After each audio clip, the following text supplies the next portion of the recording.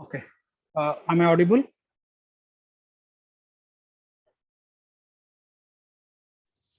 Yes, sir. Okay.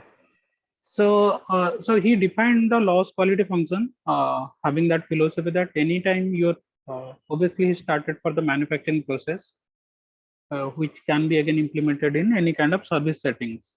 So he told anytime you are moving beyond your target, right, you are going to make a loss as a company. So let us try to take understand one example. So let's say this Airtel Service Center or Geo, or take that example. They have an average complaint of 10 complaints per month. Let's say Bhubaneswar or Cuttack or whichever location you are from. In current month, they received 15 complaints. Management have a tolerance. Obviously, 10 complaints doesn't mean that every month you'll have that kind of exactly 10. Obviously, there will be a tolerance 8 to 12. So if it is less than 8, you have to look into the system whether there is a problem with your complaint management system. If it is more than 12, again you have to look into the system. Why suddenly the number of complaints have increased, right? As long as it is within 8 to 12, as management, you have put that range, right? So in a traditional setup, what will happen? As long as number of complaints are within 8 to 12, management will not worry much about the system. But in the Taguchi system, what he told, as long as you are not meeting that 10 complaints, handling that 10 complaints, that means there is a problem. Some months there is less, means either customers are not reaching out to you. If some months it is more than, let's say 10, if it is your target is 10 to handle 10 complaints. If some months it is 11 or 12 or 15, that means obviously you are doing something wrong, right? Total cost per complaint is 150. That means kind of how much uh, let's say customer is complaining, means company will make certain loss, right? Either you'll put certain discount or you'll give certain offer. So those are the problem, those are the cost to the company, right? So that is around, let's say, 150 rupees. Then what is the quality loss to the company, right? So the formula for our loss parameter was K, that is cost to correct divided by tolerance square. My cost to correct is 150, that is the company is going to pay or company is going to bear that amount of money to solve the problem, right? Divided by tolerance. Tolerance is 2 complaint, right? So 2 square of that is 4. 150 divided by 4 is 37.50. So what quality, like kind of Taguchi's quality loss function is K, that is 37.50, which I calculated by dividing my cost to company divided by tolerance square, right? How much complaint I received that month? What is my number of complaints received in that month? 12, 15. What is my target? So what is the distance from my target, right? And it can happen in both ways also. It is this month I received 15, let's say one month I received 6 only. Even then also I'm making a loss, right? Why I'm making a loss? Because I have already employees. Think about in this way, if I have a customer service center, I'm putting 10 employees. Ideally they should handle 10 into 10, 100 complaints a month, but that month only 60 complaints came. That means I had only actually job or the work for only 6 employees, but still I had kept those 4 employees. That is actually loss to my company, right? So think in both ways also. Or in other way, I have only 10 employees, and in some month 150 complaints came. On an average 15 complaints per employee. That means I did not have employees. Employees have to do overtime to manage those complaints, for which I have to pay, right? So think in that way also. So it less is not actually good. Less means less complaint in this sense will mean obviously customer complaint have reduced, but I have already 10 or 15 employees who are not kind of, for whom I did not have work. I'm just paying salaries like that, right? And if it continues, I have to think in that way also. Can those customer complaints can be handled with 5 or 6 resources rather than keeping 10 resources, right? So see the change in philosophy. So what will happen? Actually, my loss, quality loss function for that particular month is 937 rupees, right? And if you start measuring month wise, right? and you'll find out that every month you have certain losses, right? Now you look into your system rather than just looking into meeting that target, meeting that range of target, meeting the complaint as long as you are happy, as long as your employees are able to handle between 8 to 12 complaints per month, right? Is this part clear? Like why we are putting this target into our focus rather than range tolerance into focus? So Any these are doubt? the two ways of calculating the loss. Two ways means that is a single way, right? Sir, in first case, we considered the tolerance, and in the second case, we have considered regarding whether we can lay off the employees or not. That one. No, no. This formula is a single formula. This 37.50 comes from K. So this K I have put it here. The quality loss function is K multiplied by whatever you made the target that month, or that, let's say this is a kind of a Coca-Cola bottling plant. On an average, that month or that day, the average size of average fill up rate was, let's say, 1.05 liters, right? And your target is 1 liter. 1.05 minus 1, and whatever the tolerance is, sorry, the whatever is your loss function parameter, that is K. So this is a single equation only. So what I did here, calculated K first, then put that K into this equation. That will give me the total quality loss function. Yes, sir.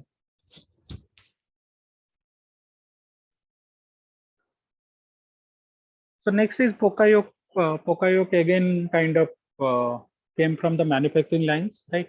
So this is something known as mistake proving, right? Rather than mistakes to happen, right?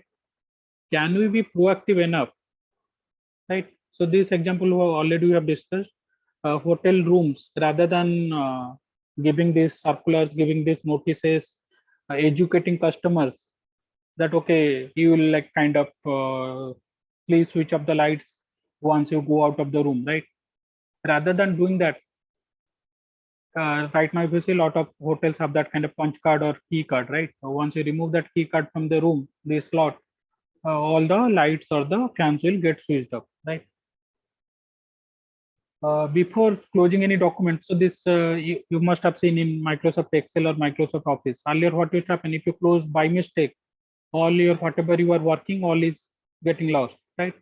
Now what will happen before like kind of closing by mistake, also if you put click or you are going to switch off your laptop, it is automatically asking, right, whether it will save your document or not, right? So that is a Poka-Yoke, right?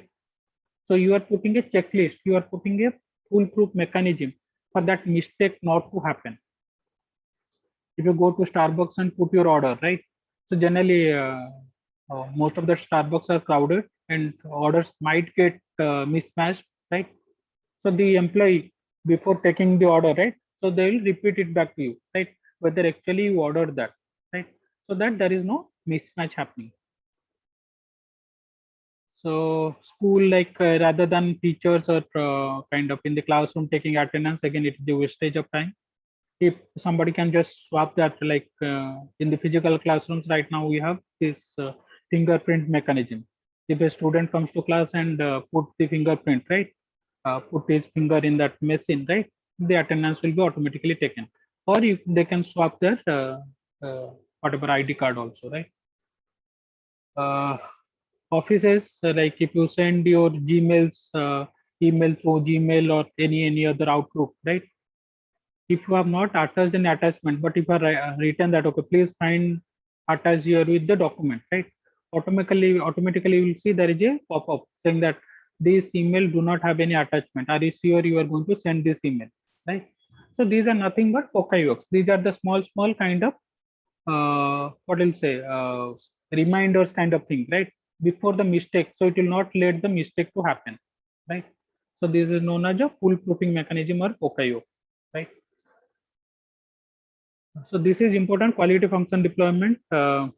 This will be actually Total quality management is in this seminar, this semester or next semester? How many of you have taken total quality management? I hope all of you must have taken, because operations do not have many subjects. Am I audible?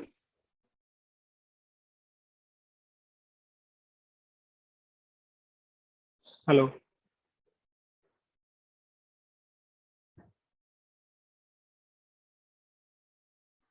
Am I audible? Sir, your voice is breaking. Okay. Not sure what is happening.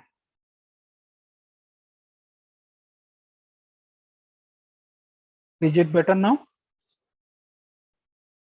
Yes, sir. So this is again an important concept in total quality management. So what actually happens? So think of in this way: you want to develop a system, you want to manufacture a product, right? Generally, what happens if you go to carry out a market research? You go and get this customer requirement from the market, where actually market research helps you. Either you will do a conjoint analysis, or you will do a voice of customer, and you will get this requirement. Parallelly, there will be a team who will do a competitor assessment. So they'll go and look into what actually your competitors' products are, right? So that is where your competitor benchmarking comes, right? But what happens? All this happens in silos. One team will go and carry out a market research and come back and say that, okay, these are the requirements from customer. Another team, most of the times it is the engineering team who does that. So they will take out competitors' product and check that how our product is competing, or how our products are kind of performing in terms of in comparison with competitors, right? Then there is something called design requirement. If you want to build a product, right, obviously there will be design side, like from the engineering side, what can be done and what cannot be done, right? So now the problem is how to get it integrated. Earlier, what used to happen, market research team will come and give that details to the product manager, saying that okay, these are the requirements from the market, and these are the things customer want. Obviously, customer will always want best of quality with lowest cost most of the times. Now the product manager will go check with this design engineering team. Okay, so these are the customer requirement. Build me a product according to that. Design engineer team will come and say that, okay, this is not possible. We do not have technology for that. Let me take a simple example which I was giving in some earlier classes. If I go to the market and carry out a market research about the electronic vehicles, electronic cars, right, electric cars. So customer will tell that, okay, I need a car which can run in a single go for 300 kilometers. So once I charge my battery, at least minimum requirement is 300 kilometers, right? So market research team, mostly the MBA graduates and all those things, they might not have knowledge about the battery technology. So they'll go to the market, carry out a detailed market research, and come back and give that report to the product manager. Now the product manager will go and check with the give that details to the engineering team, saying that, okay, go and build this car because customer is requiring minimum they need 300 kilometers in one charge, right?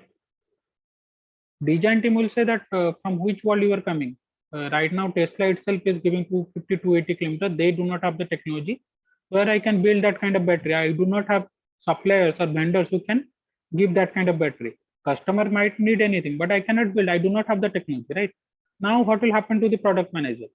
The product manager will go and ask for a team to go and do a competitor benchmarking, right? So like this, it will take a lot of time, right? Because there is no method or no template for integration.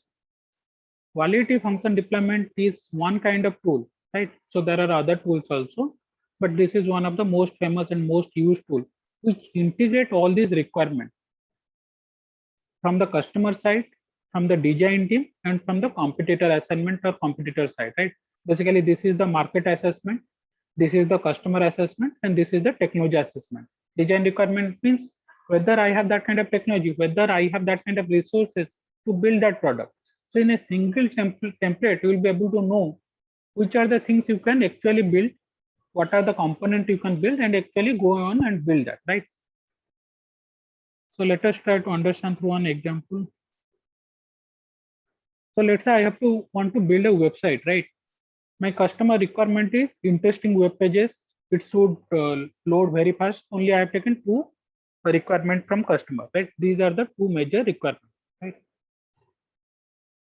Now from the technical side, when I go and talk to those website designers or the software developers, right? So they have different requirement, different technical specifications for the website.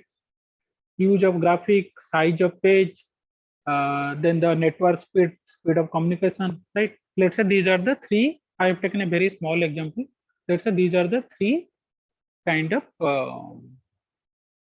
requirement or the design specifications from the website team, right? So now what will happen? Interesting web page, right? So if the customer requirement is that the, let's say I am building a website for a customer and customer wants to build a very interesting website, dynamic web page, right? What we are showing here is building an interesting web page, how it is related to my technical definition or technical specification. So if I want to build an interesting web page, that is the customer attribute or customer requirement. From my design attribute, that means I should have the use of graphic, right? So I should have much more dynamic pages, much more graphics, much more GIFs should be in that page, right? So that is where the interaction will come. So that is where, what is the relationship? Relationship is strong. So for the strong, again, there are various symbols used across different QFD templates. Here, the darkened circle is relationship is strong. That means if my customer requirement is to build a strong, like kind of interesting web page, and one of my technical specification is use of graphics, both of these related relationship is very strong. Size of page may not be related, speed may not be related, right? Then the time it takes to load, it should be like my customer requirement is that it should load within 5 seconds or 6 seconds. Let's say this should be fast in loading. My design requirement is size of the page, how much details are there in the available on the page, how many graphics and how much data is available on the page. Then obviously the network speed, right? Network speed and the fast loading of page is very strongly related, right? Then size of page, fast in loading, that is moderately related. The relationship is 3, right? So now what happens? I have got these two customer attributes. I should build a website which should be interesting, which should be fast. And these are the few technical specifications from my website design team. How many graphics I should use, what should be my size of web page, what kind of communication, what kind of network it should be available on. Is it through a mobile network? Is it a mobile web page or a website, right? So now I'll calculate something called technical importance. How will I calculate? For that to happen, I have this number, this circle is 9. What is the degree of importance, this parameter, interesting web page to customer? This is the degree of importance. For my customer to build an interesting web page, the degree of importance is 4. 5 is the highest. It is actually measured in a scale of 1 to 5. 5 is very important, 4 is important, 3 is kind of neutral, 1 is kind of very less, like kind of not that important, 2 is somewhat important, right? Something like that. So scale is 1 to 5, 5 is the most important. So if I ask my customers interesting web pages, they told importance, it is important actually, that is 4. Loading page, how fast that page is loading, that is 5. That means that is the most important aspect, right? So this information also I have collected from my customer. So how will I calculate that? Use of graphic, how important that is for the customer and for the company, right? The relationship between interesting web pages and use of graphic is very strong, that is 9. 9 multiplied by 4. So that is 36. So this is use of graphic in my website pages. The importance, technical importance score is 36. The size of page. So this is not related to the web page. but it is related to the how fast that page is getting loaded. The relationship is moderate, right? So the moderate score will be 3. 3 multiplied by 5, because the degree of importance to customer is it is very important. So 5 multiplied by 3 is 15. Similarly, loading, how fast it is loading and what kind of web page, what is the computer connectivity, right? So that is very strongly connected, and it is very important to customer that the page should load very fast, right? So 5 multiplied by 9 is 45, right? So these will give now the designers which one the area they should focus first. So their focus should be on to build a web page which will load irrespective of whether it is a mobile web page or a normal, it can be desktop or you are opening in a laptop, right? Followed by graphics, usage of graphics, then followed by the size of page. So if I have 3 technical specifications, right? These first, which has the most important technical criteria, I should focus on that first, followed by the use of graphic, followed by the size of page, right? So now what happens? Your both market research team and the technical team, their input, their information, I am consolidating in a single page. And as a product manager, I can go ahead and say that, okay, first focus on this aspect of the website, then followed by the other aspect, then followed by the last aspect, right? So this is how your quality function deployment actually helps. There is another aspect to it, how actually your competitors are performing. If let's say in website case also, we can look into, let's say if it is Amazon's web page, I'll compare my Amazon's website with other 2 competitors, let's say Flipkart or Myntra, how like their web pages are performing, right? In terms of interesting web pages, right? How my customers are rating them, and in terms of how fast the web pages are loading, right? Then that will give me a criteria, like, okay, at this point I am good, equal with the competitor, or at this aspect I am very kind of below my competitors, and at certain point I am above my competitors, right? So basically quality function deployment is one single document, one single template where your customer requirement can be integrated with your technical specifications, keeping in mind your competitor products or competitor services, right? So that is how it is helpful. Any questions on this?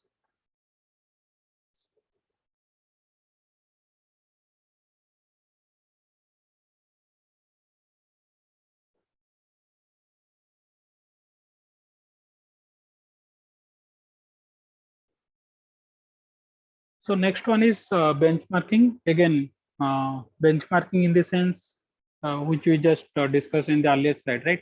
You look into different features, how your competitors are doing. In case you are the market leader, right? You look into outside India. Let's say you Amazon is the market leader in India in e-commerce, or Flipkart is the market leader. So they look into somebody who is their like next biggest competitor, right? So for every quality dimension, you have to compare, right? So let's say in the earlier like kind of slide I was looking into, how fast your website is loading, how interesting your website is, how many products are shown in your homepage, is it mobile compatible, right? So for a website there can be 10 or 15 features, right? In each of them I'll compare how my website is doing in like comparison to other competitors, right?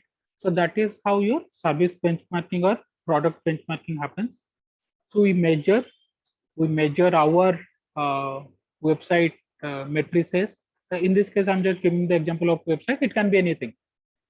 Then compare with competitors, compare with our nearest rivals, then diagnose, right?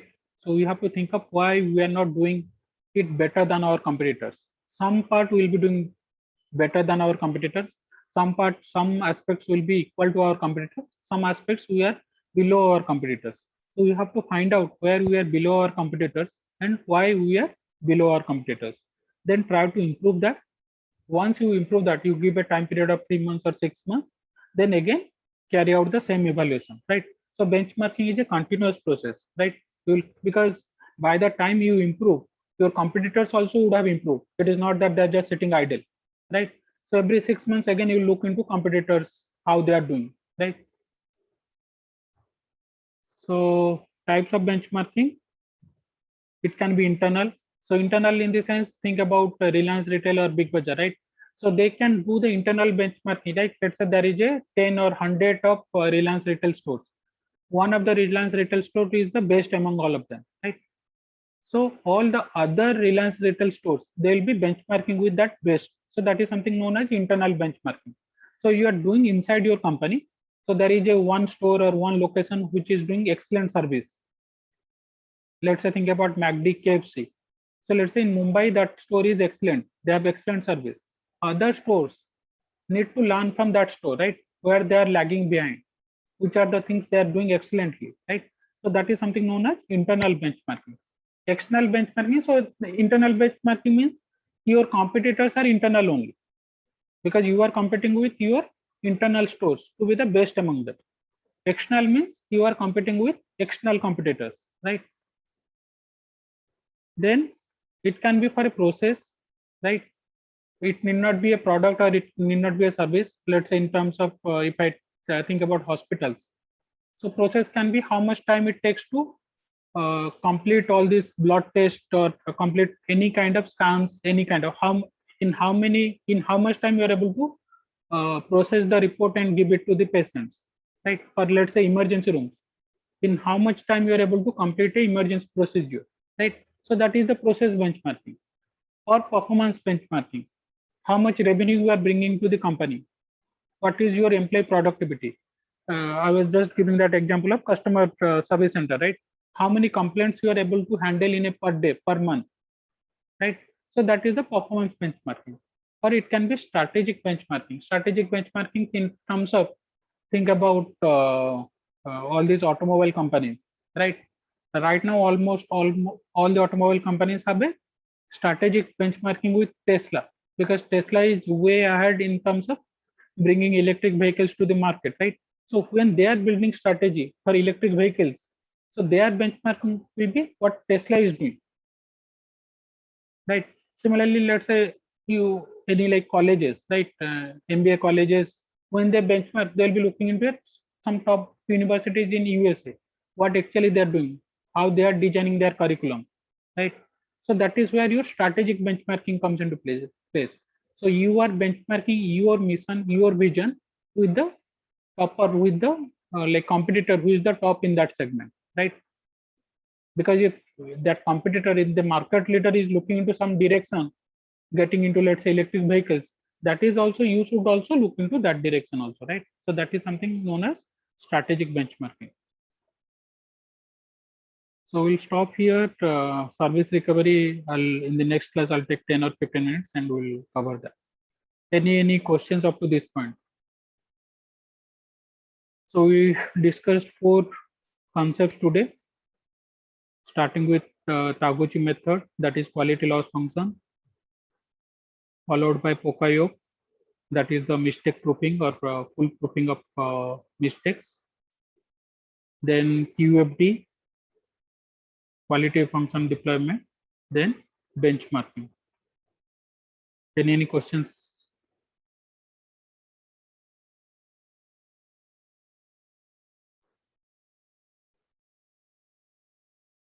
No, sir. Okay. Sir, I missed my attendance, sir. Attendance. Roll number? Sir, 076. So Zero. 225. 1 minute. 076. Okay. 225. Okay. 140, sir. 140. Okay.